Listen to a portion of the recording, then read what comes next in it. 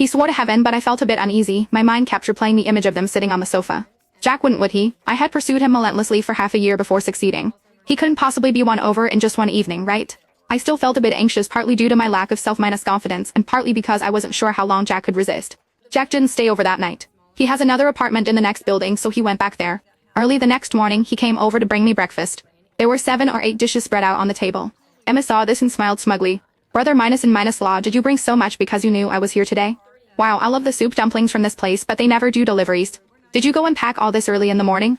Jack looked up at her. No, I forgot you were here. I actually bought less than usual. It's mainly because Lily doesn't have a good appetite in the morning, so I buy more for her to choose from. Emma let out a long oh, but her hands didn't stop fiddling with her newly done nails. This was her state when she was thinking. I figured if she was only slightly interested in Jack before, now she must be determined to have him. I unconsciously tightened my grip on Jack's hand. Maybe feeling the pain, Jack looked at me. I hurriedly apologized and left the table.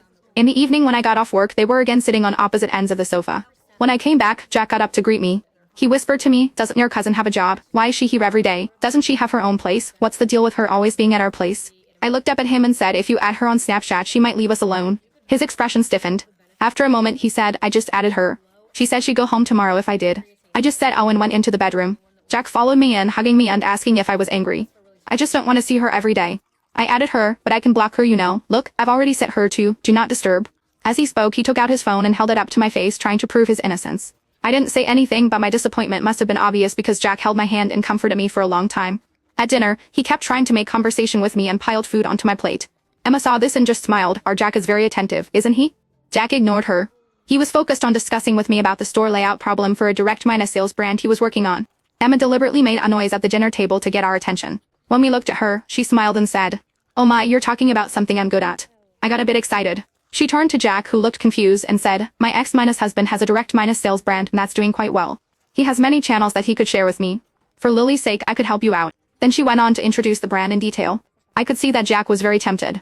He looked at me hesitantly, then at Emma, and asked, if it's your ex-husband's, wouldn't it be inconvenient? What's inconvenient about it? A little pillow talk and everything's solved, right? Just wait for my message. This time, Jack didn't refuse. I knew his do not disturb setting for her would soon be turned off. Sure enough, after entering the room he said to me, your cousin Emma is very generous and straightforward. I just looked up at him once, my eyes half red. He immediately came over to comfort me. I was just saying. How could I be interested in a woman who's still entangled with her ex-husband? Emma left my apartment the next day, and Jack didn't come back for several days. He said he was out of town for work because several direct minus sales stores were opening at the same time.